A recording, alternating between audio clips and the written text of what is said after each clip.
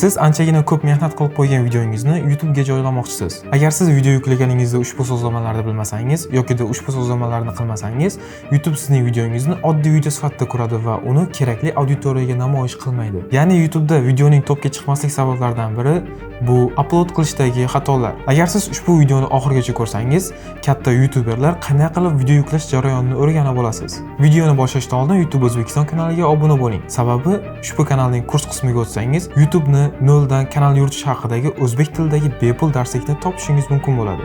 Ha aytgancha, hozir sizga ko'rsatmoqchi bo'lgan amallarni men kompyuterda bajaraman va sizga ham xuddi shuni tavsiya qilib qolaman. Birinchi bo'lib YouTube ga videoni yuklashdan boshlaymiz. Buning uchun o'ng tomon burchakdagi plyusga bosib, upload videoni tanlaymiz va ushbu joydagi select faylni tanlab, siz kerakli videoni topishingiz yoki shunchaki videoni olib kelib tashlashingiz mumkin. Albatta birinchi o'rinda biz title ni so'zlashimiz kerak, chunki bu eng muhim narsalardan biri hisoblanadi. Sababi YouTube title bizga e'tiborni tortishi, video mazmuniga mos bo'lishi, muhim kalit so'zlarni o'z ichiga olgan bo'lishi va tomoshabinga qiziqish uyg'ota olishi kerak. Shu o'rinda shuni aytib o'tish kerakki, YouTube sarlavhasini yaratish bu alohida san'at deyishimiz mumkin. Sababi siz shu darajada murakkab sarlavha yaratishingiz kerakki, har bir insonning rekidan chiqqanda uni clickbaitga majburlash kerak. Shu o'rinda muhim maslahat, YouTube sarlavhasi 70 belgidan oshmasligi kerak. Sababi 70 belgidan oshsa, YouTube qolgan so'zlarni yuzerlarga namoyish qilmaydi va tadqiqotlar shuni ko'rsatadiki, eng mashhur videolarning sarlavhalari 53 belgidan oshmagan hisoblanadi. Agar siz title o'ylab topishga qiynalsangiz, Google'dan shunchaki Creator Hooks nomli resursni qidirib ko'ring.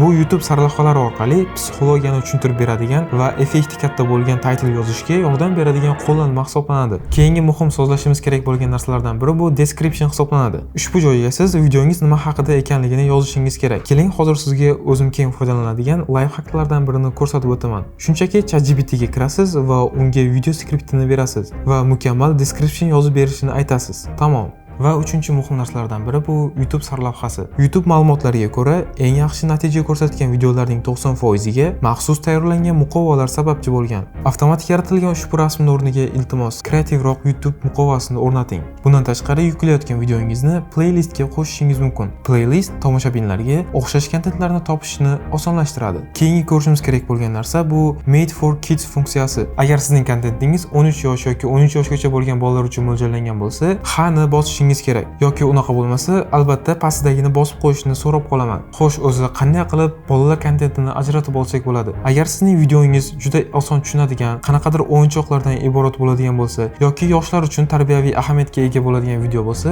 tepadagini bosib qo'yishingiz kerak. Shunda faqat yosh bolalar uchun ushbu kontentingizni namoyish qiladi. Lekin unaqa bo'lmasa va siz pastdagini bossangiz ham buni kengroq sozlashingiz mumkin.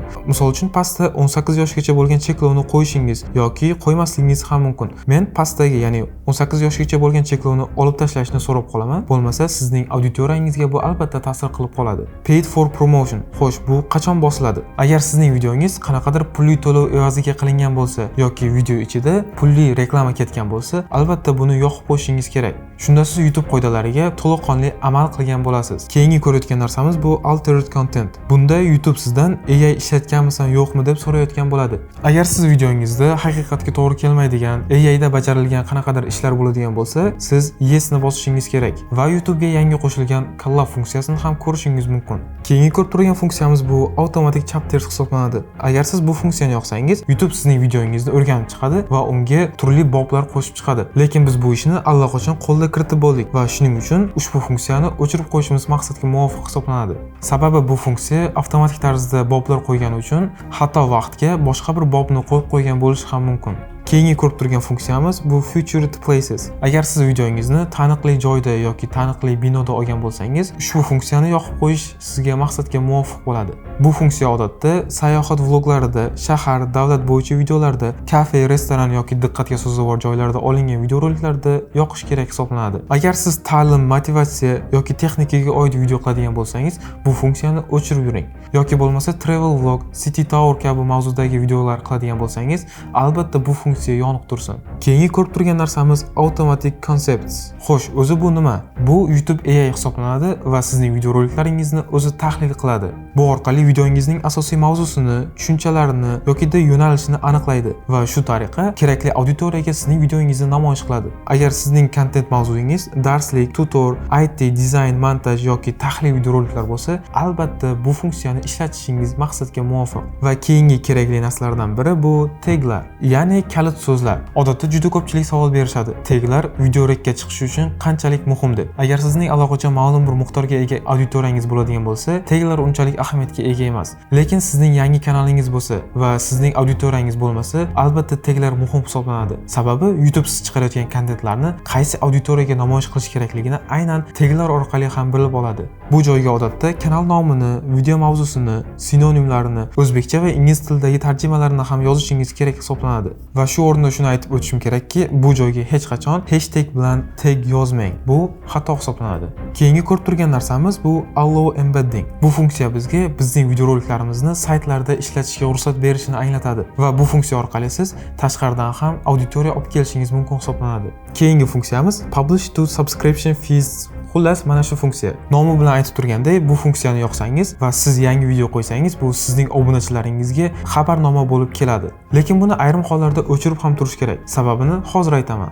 Siz chiqargan videoni auditoriyangizga yetkazishingiz kerak. Lekin har doim ham siz hamma auditoriya uchun video qilmaysiz. Ya'ni gap pulli kurslar qiladigan insonlar haqida ketmoqda. Keyingi funksiyamiz Shorts Remixing. Agar siz yangi YouTuber bo'lsangiz, albatta buni ruxsat berib qo'yishingiz kerak hisoblanadi. Sababi siz chiqargan videodan foydalanib, qolgan insonlar shorts tayyorlashiga imkon yaratgan bo'lasiz va bu orqali siz o'z kanalingizga auditoriyalar ham chaqira olasiz. Va oxirgi ko'rishimiz kerak bo'lgan narsalardan biri bu category. Ushbu joyda siz aniq auditoriyangizni belgilashingiz kerak va ushbu sahifadagi eng so'nggi sozlama bu comments and ratings. Izohlarni ochib qo'yish maqsadga muvofiq hisoblanadi va ushbu joyda kimlar izoh yozishni ham saralab qo'ysangiz bo'ladi. Hammami yoki faqat obuna bosgan insonlarmi? Bundan tashqari izohlarni ham tartiblashingiz mumkin va eng pastida videongiz qancha like to'plaganini ko'rsatishingiz yoki yashirishingiz ham mumkin hisoblanadi. Men buni albatta yoqib qo'yishni tavsiya qilaman. Bundan keyin albatta monetizatsiya bo'limini ko'rishimiz kerak edi. Lekin mening bu kanalim video uchun test uchun ochilgan va monetizatsiyaga ulanmagani uchun menda monetizatsiya bo'limi ochilmagan. Lekin ushbu rasmda siz aniq monetizatsiya bo'limini ko'rib turibsiz va har doim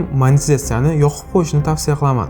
To'g'ri, O'zbekistonda monetizatsiya yo'q, lekin mabodoga O'zbekistondan boshqa davlatdagi insonlar sizning videoroliklaringizni ko'rsa, baribir monetizatsiyani yoqsangiz ham, yoqmasangiz ham sizning videoroliklaringizda YouTube reklamalarni chiqaradi va siz monetizatsiyani yoqqan bo'lsangiz, o'sha reklamalar orqali qanchadir summa kelishi mumkin.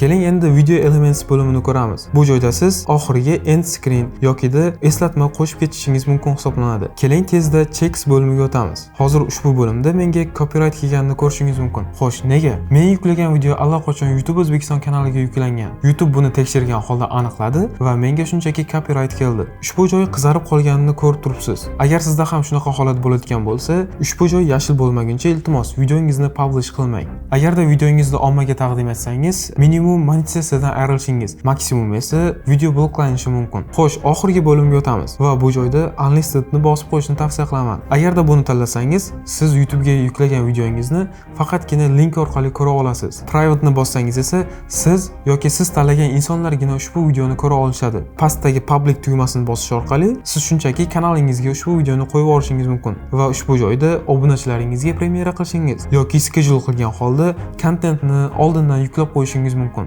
Lekin muhim eslatma, har doim birinchi unlistedni tanlang va YouTube ga yuklagan videongizni qaytadan ko'rib chiqing. Videoni ko'rish davomida siz hech qanaqa xatolik sezmasangiz, uni keyin public qilishingiz mumkin. Mana endi siz mashhur YouTuberlar qanday qilib video yuklashini bilib oldingiz. Videoni tugatishdan oldin YouTube O'zbekiston kanaliga obuna bo'ling. Sababi siz ushbu kanalning kurs qismiga o'tsangiz, YouTube'da noldan kanal yuritish haqida bepulga o'zbek tilidagi darslikni topishingiz mumkin bo'ladi. Xayr, salomat bo'ling.